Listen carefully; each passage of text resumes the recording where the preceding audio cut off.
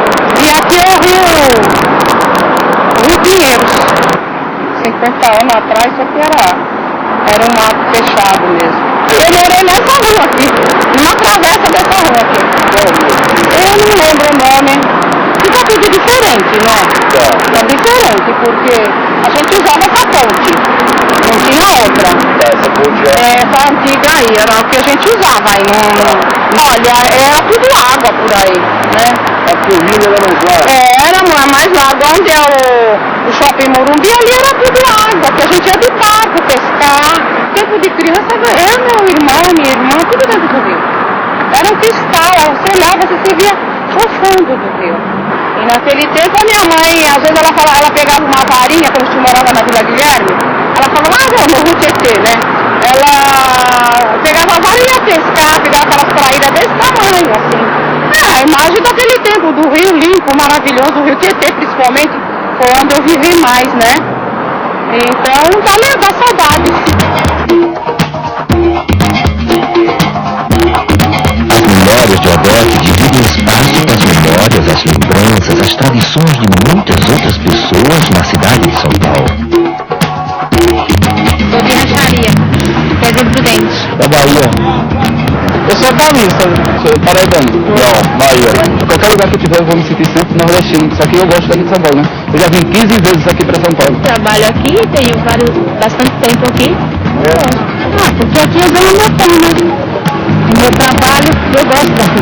Pensei, passei muito que vim pra cá. Sei lá, não tem outra opção, né? Você está trabalhando, você se sente bem, mas aqui eu criei meus filhos. Eu me sinto bem aqui, não quero voltar mais daqui não, só para não morrer.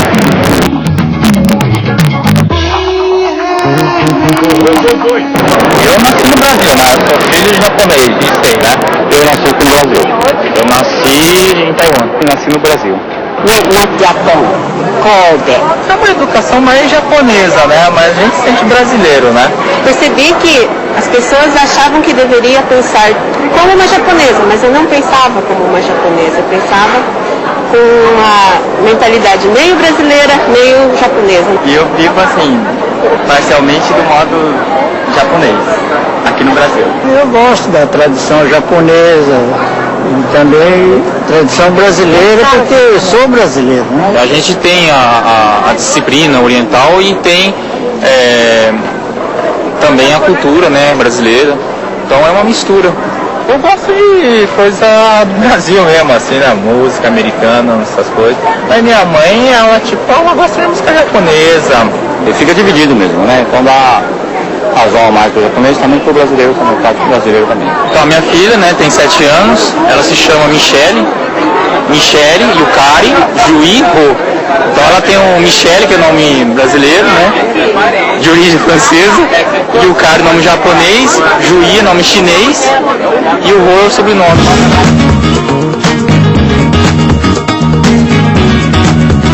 A memória de uma cidade é como a nossa. Não dá para guardar tudo. Mas as coisas se organizam, não é mesmo?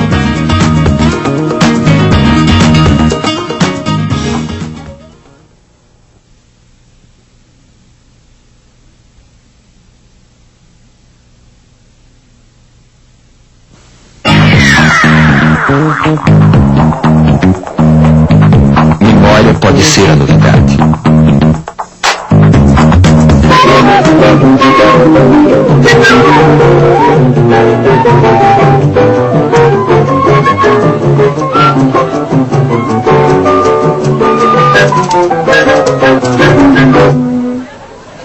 Nós estamos aqui na Praça Benedito Calixto, aqui em Pinheiros, em São Paulo. Nesse feirão aqui tem vários objetos antigos, uma praça de antiguidades, um comércio de antiguidades. Porque a feira ela está sendo muito divulgada até no exterior, né? Pela e-mail, né? E é um ponto turístico para São Paulo, né? O pessoal aproveita, o pessoal de fora, vem do Brasil inteiro. As coisas do passado nos trazem memórias. E sem as memórias, as coisas do passado não fazem sentido. A preservação da memória está totalmente ligada à preservação os objetos, entendeu? Acho que a preservação na cultura depende da gente pegar discos antigos, preservar, cuidar bem, expor. No caso eles revendem, a gente compra. No presente, o passado vai se modificando.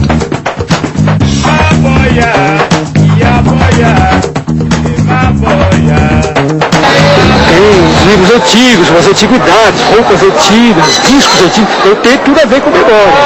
Agora, tem comércio também. E tem falta de memória. A antiguidade é uma coisa que nunca cai de moda, né? O trabalho artesanal de antigamente era uma qualidade bem melhor, mais superior, feito com mais carinho, né? Alguns são recordação, outros que são porque querem mesmo, porque ouviram falar que é bom. E nós trabalhamos com isso chamado objetos de desejo. Por exemplo, você não gostaria de ter um Mustang 67, 68? Não vai perder nunca, né? Eu também tenho minhas canetinhas da década de 30, 40. Essa daqui é uma reedição da Agatha Christie, tá vendo? Ela foi feita na década de 20 e fizeram uma reedition em 1993. A gente compra isso pensando em relembrar. Tem muitas pessoas que vêm aqui e recolhem isso aí que minha avó tinha, minha bisavó tinha. E, sei lá, requer lembrança do antepassado, né? Só quantas pessoas passam aqui e dizem, olha, esse vestido parece aquele vestido da minha avó, outro, sabe, traz, sim, é muito gostoso. Eu gosto muito, sabe? Existem muitas formas de guardar memória, mas nem sempre ela precisa ser guardada. Memória, pode ser definida como o passado que se manteve perto de nós. Um homem, uma mulher sem passado é como alguém que olhasse no espelho e não pudesse ver sua imagem. As coisas, a casa, o bairro, a cidade e também as lembranças que a gente tem dentro de nós, tudo carrega o passado. Então, a gente até chega a duvidar se a gente deveria pensar, como às vezes acontece, que o passado é o que passou. Porque na maior parte das vezes o passado não passou. O bico do beija-flor, beija-flor, beija-flor, e toda a fauna, flora grita de amor. Quem segura o porte estandarte tem arte, tem arte. Já que passa com raça eletrônico, maracatu atômico. Na minha memória, o que mais rola são as festas, os foguetes populares, as fanfarras da minha cidade, lá do Belo Jardim, que é o Agreste. E a gente cresceu ouvindo toda essa bagagem de batuques, de ritmos, de cultura tradicional daqui do Nordeste. Quando começou essa história toda, naquela época do manifesto e tal, a gente se sentia uma geração que era meio oprimido pela memória, ou seja, por um tipo de memória, que era aquela memória meio que, como se chama, fossilizada de um tipo de cultura autêntica e popular e tradicional. Na Nação Zumbi, você pega os meninos, eles já faziam maracatus, os avós faziam maracatus, eles são meninos contemporâneos da nossa idade, mais novos até, e já tocavam maracatu, mas só que eles já tinham um pensamento de pegar ônibus, de correr, de trabalhar, já era um mundo mais moderno e usaram calça jeans. Alguns críticos achavam aquilo, teve uma hora aqui em Pernambuco, que as pessoas não tinham memória que aqueles pais daqueles meninos ali eram maracatus tradicionais, eram pessoas de gueto, que não deixa de ser um gueto Peixinhos, mas só que os meninos já estavam noutra época da vida deles. Então isso daí é uma coisa que a gente aplica, você vê nas músicas, se são meninos contemporâneos que tem uma batida, por ser moderna, é um maracatu mais rígido, é vigoroso, talvez remeta. Esse maracatu talvez remeta aos grandes guerreiros, por isso que é só uma nação zumbi assim, mas é justamente esse tipo de memória que é utilizado.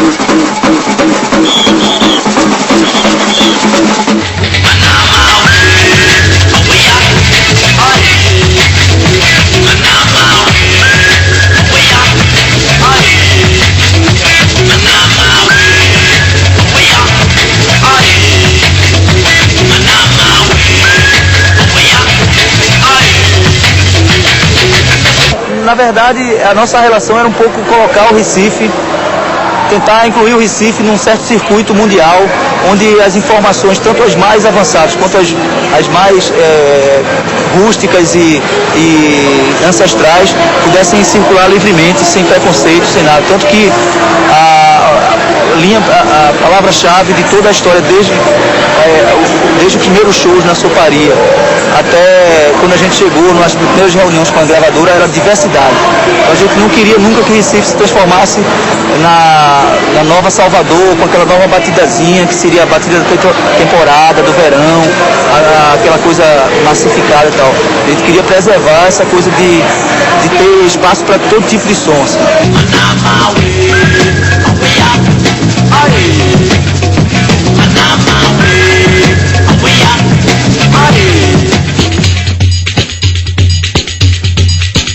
A Cooperativa dos Artesãos do Rio Grande do Sul, a Coparigas, ela agremia artesãos de todo o Rio Grande do Sul. Hoje tem em torno de uns 74 associados, né, de pontos diferentes distintos do Rio Grande do Sul. Cada um com as suas técnicas, com os seus meios de produção, as suas características próprias, né. Eu uso manual, fio feito à mão, como se usava nos tempos primitivos, mas só que com criatividade a gente faz peças novas e isso vai sempre atualizando essa técnica antiga. Se as pessoas continuarem fazendo os mesmos produtos que faziam há 40 anos da mesma forma, eu acho que até tem algum mercado, mas ele não se amplia. Né? E se a gente tem criatividade, a gente amplia. Eu acho que é tudo um resgate, né, do tempo passado, né, porque isso é estudado desde o começo do século, né, como o gaúcho se vestia, né, os tecidos tradicionais, que antigamente se usava muita juta, muito cordão, e hoje em dia a gente já está adaptando para linhas de seda, né, fios mais atuais, né, mais tropicais, não tão quentes, nem tão pesados, que antigamente se usava muita lã também. Porque, na verdade, o artesanato, historicamente, ele conta a história da humanidade. A memória é viva e pode ser reinventada diariamente. A memória faz parte da nossa vida, da nossa identidade. E muitas vezes não damos atenção aos vários sentimentos, pensamentos, desejos, medos, lembranças que a constroem no dia a dia. É uma outra dimensão que influencia diretamente a nossa vida e a forma com que vemos o mundo. A dimensão subjetiva. Você pode não saber, mas tem gente pensando sobre isso. E faz toda a diferença. Muitas pessoas trabalharam para realizar este programa. Elas têm memórias boas, como o cheiro de caderno recém-encapado com plástico, pão doce de padaria, uma paixão, a convivência com os filhos pequenos, uma viagem em família e um encontro de comunidades alternativas em Poços de Caldas. Existem também memórias difíceis, como o final de um namoro, o dia de uma demissão, a sogra, a ditadura militar, a morte de um bicho de estimação e a ausência de memória.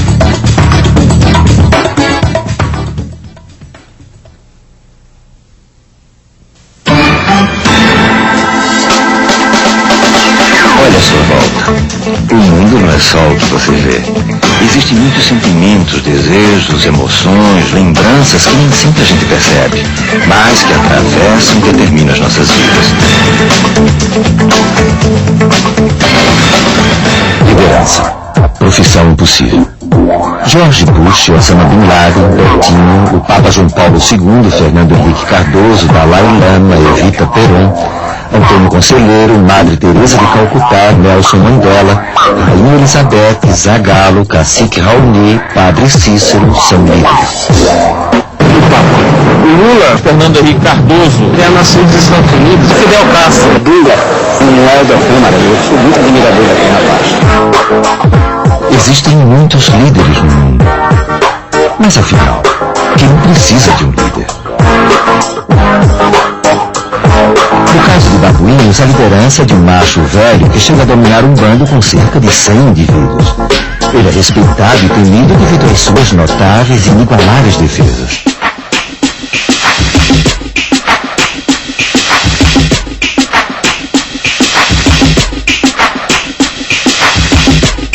Já as abelhas são chamadas insetos sociais, vivem em um tipo de sociedade onde cada grupo de indivíduos atua como parte da estrutura de um grande organismo.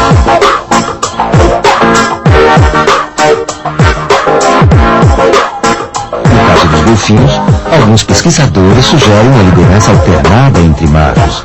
Um grupo de machos jovens protege as fêmeas e os filhotes, e não só um único líder.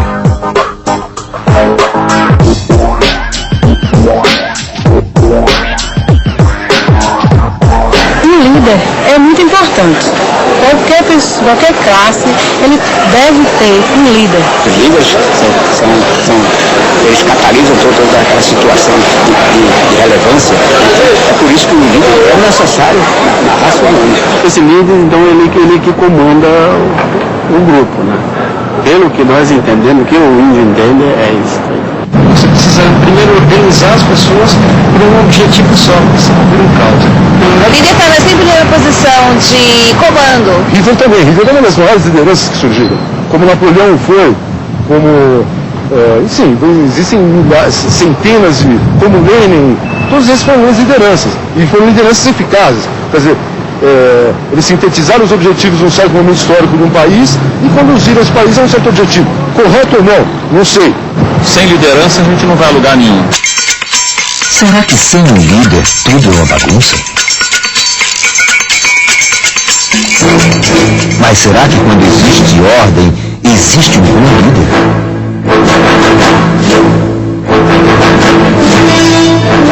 Em nome da ordem, esse líder foi responsável pela morte de milhões de pessoas.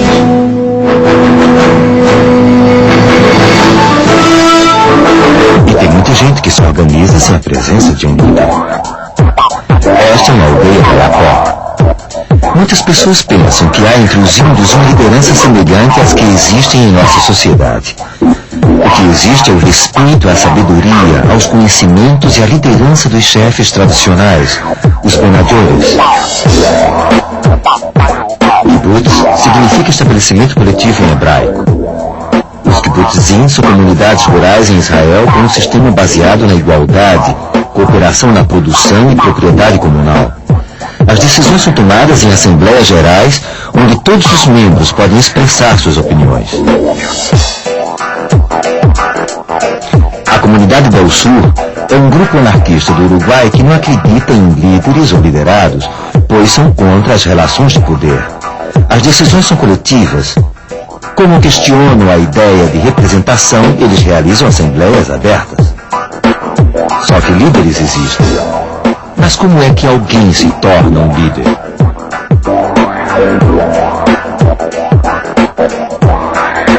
Um ditador se impõe. Um capitão de time é nomeado.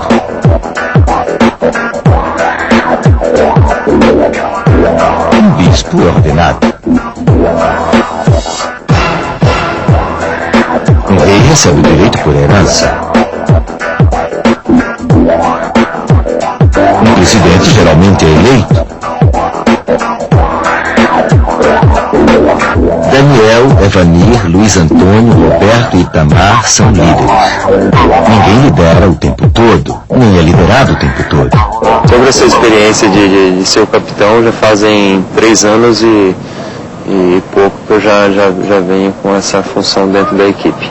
Adquire um respeito e com isso faz com que ele ganhe essa liderança aí, mas que não seja, que não é uma coisa também extraordinária, principalmente dentro do futebol. A minha experiência é vindo já de uma comunidade de agricultores, meus pais são agricultores, eu também fui agricultor. Também a experiência das comunidades em que eu participo, eu fui me identificando com essa causa de trabalhar junto aos agricultores. Eu fui pequeno agricultor e lá na luta, no dia a dia, a gente sempre participou de discussões populares, né? Trabalhos pastorais, e a gente foi crescendo enquanto militância. Na verdade, eu nasci aqui no Santa Marta. Desde muito cedo eu me envolvi com as questões comunitárias. Então, desde a organização do bloco carnavalesco, desde a criação do jornal comunitário, até as atividades de mutirão, de organização da comunidade.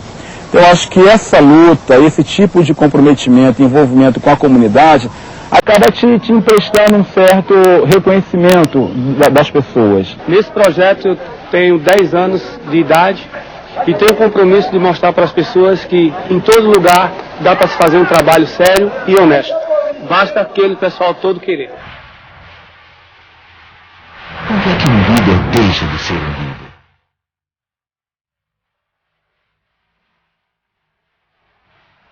Será que alguns líderes realmente morrem?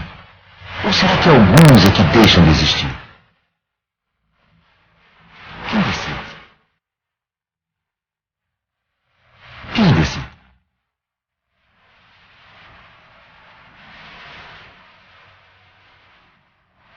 Existem vários sentimentos, medos, pensamentos que influenciam a forma que pensamos a liderança. E isso faz parte da dimensão subjetiva.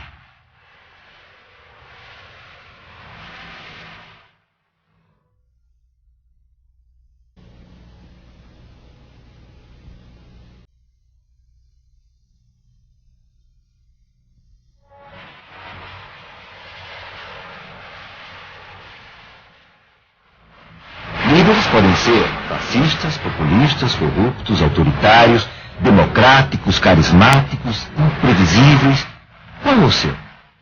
O líder bom é aquele que luta pelos objetivos, pelas necessidades da comunidade, tudo. O ruim é aquele acomodado, né? Primeiro, acho que para ser um bom líder tem que ter humildade, paciência, né, acima de tudo, e amar o que faz. Porque ele tem que ser um pouco de cada coisa. Na hora de engrossar, na hora de ser bem sensível, chamar a pessoa a conversar de uma forma, usar a psicologia. Eu acho que a liderança tem que ter, de todo modo, democracia. O líder ele tem que ser confiável, popularidade, ele tem que ser criativo, prudente, uma pessoa observador, entendeu? E simpático. O líder também tem que ter uma característica muito importante que eu acho que ele tem que saber aonde ele quer chegar. Tem que ser um cara sensato, um cara decidido nas suas atitudes, um cara bom. Eu acredito que uma liderança é a pessoa conseguir passar as coisas para os liderados, né? E conseguir que essas pessoas executem de uma forma proveitosa. O líder sempre tem o objetivo de ser bom, né? Se lutar pela melhoria, tudo, mas acontece que tem uns que mais acomodados, né? Obviamente, se você quiser colocar as suas ideias, você não vai agradar todo mundo, porque nem sempre as suas ideias batem com as ideias das pessoas que você está querendo liderar. O assovio chupa a cana. Muita coisa a gente xinga bastante, fala que não estamos satisfeitos, mas como disse, agradar gregos e troianos é uma tarefa muito difícil. Você jamais você vai agradar de um lado e ser eficiente do outro. Agradar e todo mundo é difícil, né? Ninguém consegue. Por quê? Porque geralmente quando o cara é líder de muitas pessoas, então sempre um vai desagradar com ele. Então não vai ter jeito. Como é que se agrada todo mundo? A. Mentindo. B. Sonhando acordado. C. Sendo um super-herói. D. Não dá para agradar todo mundo? Se não dá para agradar todo mundo, agrada quem? Mas dentro da minha função, do que eu procuro fazer o melhor, passar as melhores coisas que creio que eu tenho de bom, e as coisas ruins, procuro sempre deixar de lado, né? Eu acho que agradar a todos é uma questão de tu conseguir entender o lado de cada um. Mas a gente faz o máximo para combinar pelo menos 80%, 70%. Sempre a gente fica devendo a alguém. Eu acredito que no decorrer das ações, eu acho que provavelmente tropeços ocorrerão, eu acho, pelo simples fato de que faz parte do ser humano de alguma maneira falhar. A melhor maneira nesse campo é você se identificar ou estar mais próximo dos agricultores. Porque se que a pessoa chegar e se identificar num nível muito superior, né, o agricultor cria uma certa desconfiança. Eu passei uma confiança para eles e eles passaram confiança para mim. Eles tinham que acreditar no trabalho e eu também tinha que acreditar neles.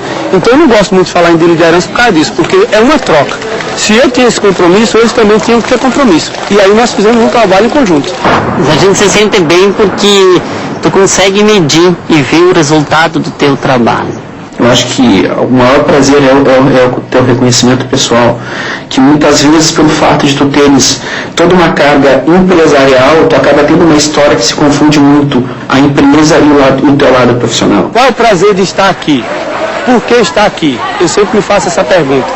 E por vez em quando vejo esses desprazeres. Eu não vou mais naquele lugar. Pô, não vai dar nada certo. Aí quando eu chego sempre tem pessoas que me mostram ver outro lado. Eu vivo aqui 120 dias diferentes durante o ano.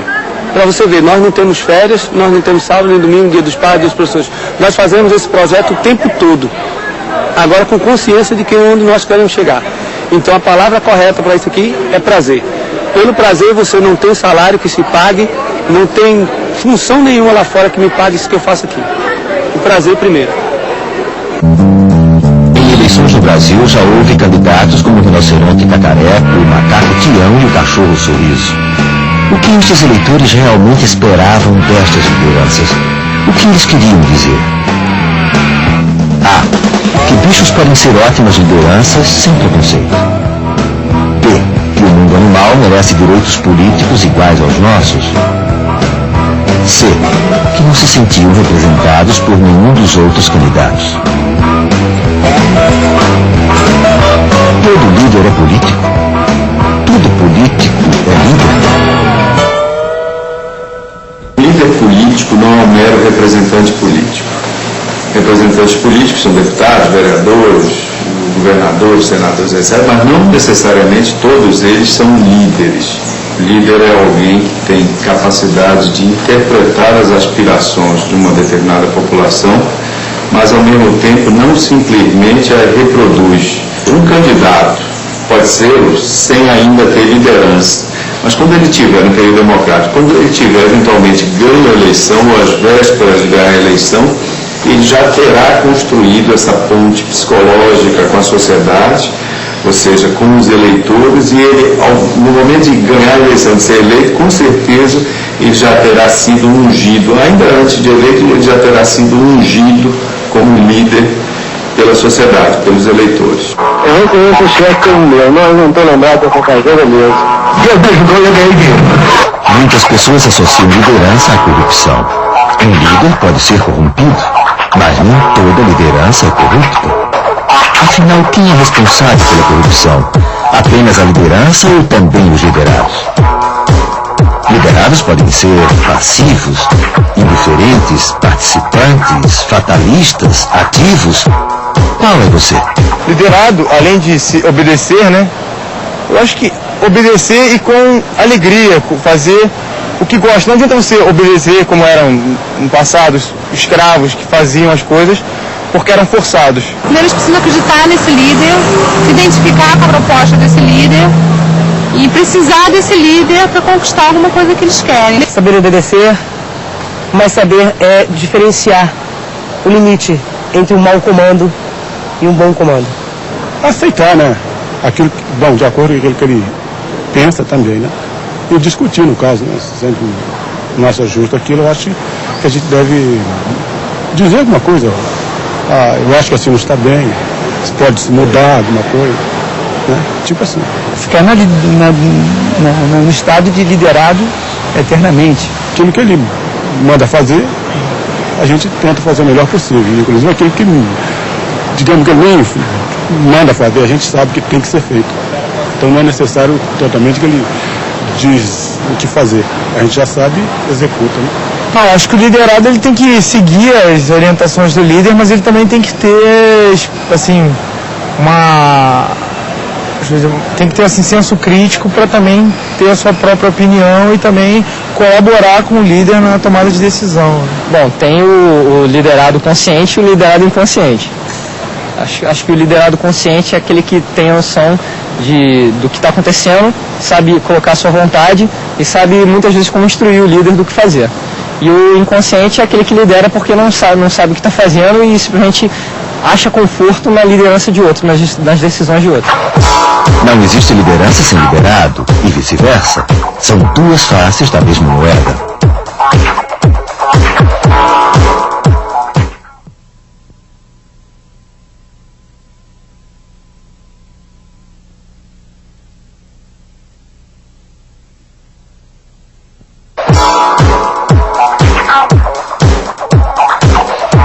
Não dá para agradar todo mundo e nem todo mundo se sente representado.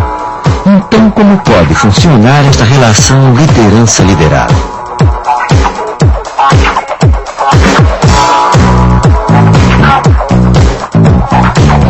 As pessoas não podem ter uma falsa visão do líder, de que ele sabe tudo, de que tudo que ele faz é certo. Então, eu acho que é legal quando você coloca a sua ideia e que ela não é uma ideia vencedora, ou que ela tem contrapontos. E aí você discute, você debate e é legal você se expor também. Eu acho que é importante, acho que a gente vive hoje um momento em que não dá para o líder ser o super-homem. Acho que a gente passou dessa fase, ao menos do que eu imagino.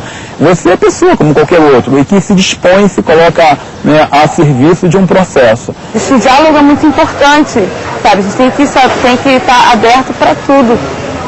Independente se a pessoa, assim, como sabe, isso que eu falo, tem que saber questionar para quando ela sabe que o líder está errado, ela também se pôr. Por exemplo, quando você organiza uma manifestação, né? Então, é um momento difícil, porque você está levando várias pessoas que confiam em você, né, e que resolvem ir para a rua ou que resolvem se manifestar de alguma forma. Então, essa é uma bruta de uma responsabilidade. Então, eu acho que dá um frio na barriga, você não sabe o que vai acontecer, você não sabe como é que vai ser a condução desse conjunto de pessoas. A gente se reúne, debate o assunto, dialogando, procurando uma solução básica, uma solução legal, né? E é o que ele faz, ele sempre procura, quando tem assim algum debate, alguma coisa, ele procura sempre combater com o diálogo. Eu não sou responsável por ninguém nem por nada. A gente está junto no mesmo trabalho, está junto numa caminhada. Agora, eu sinto que há uma tendência muito grande das pessoas a buscar um responsável.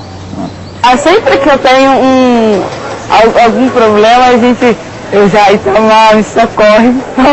Ajuda agora no enterro da minha esposa que faleceu, me ajuda com eu trabalho no ECO, então ele arrumou isso para me ajudar. Tem um momento na tua vida que você realmente quer ser liderado, quer ser comandado.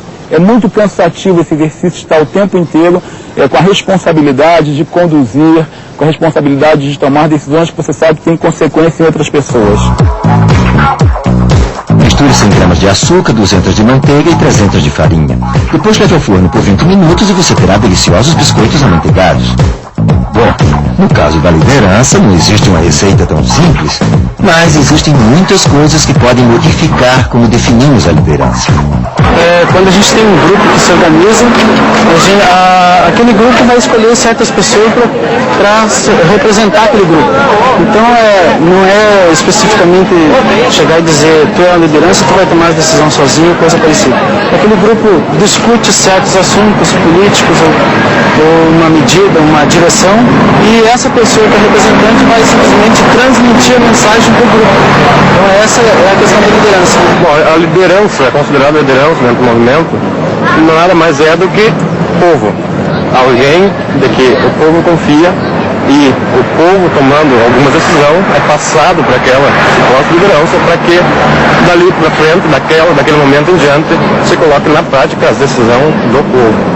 Eu acho que o povo se organizando sempre tem uma liderança, né? As pessoas esperam do líder a coerência.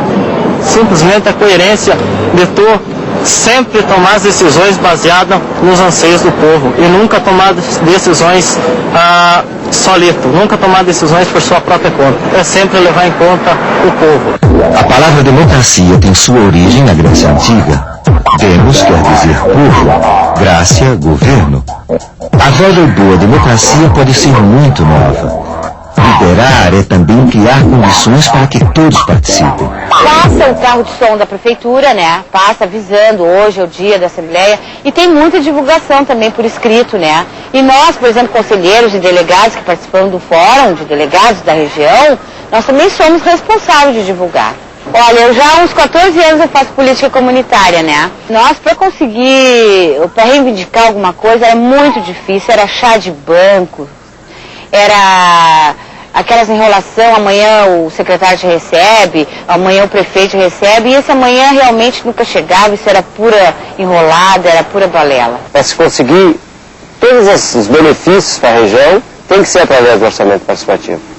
Senão a gente não conseguiria nada aqui, é muito difícil, entendeu? A reivindicação que o prefeito olhe para a nossa região com algo de carinho e atenção.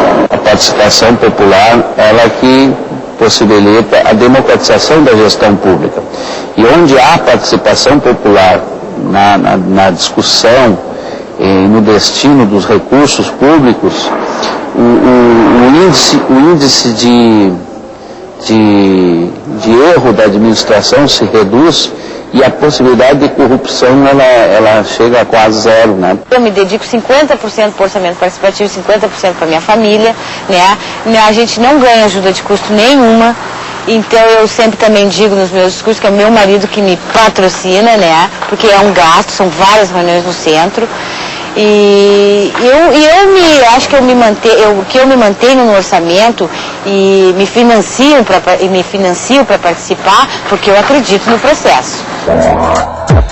Existem sentimentos, pensamentos, desejos, medos, lembranças que muitas vezes não damos importância, mas que estão presentes no sentido que atribuímos à liderança. É a dimensão subjetiva que influencia diretamente a nossa vida e a forma com que vemos o mundo. Você pode não saber, mas tem gente pensando sobre isso. E faz toda a diferença. Muitas pessoas trabalharam para realizar este programa. Elas tinham papéis definidos, como você pode ver aí nos créditos. Mas até hoje existem dúvidas se quem exerceu a liderança foi a direção, o núcleo de criação, o conteúdo, a gerência geral ou o Conselho Federal de Psicologia. De qualquer jeito, todo mundo se sente de alguma forma representado pelo programa.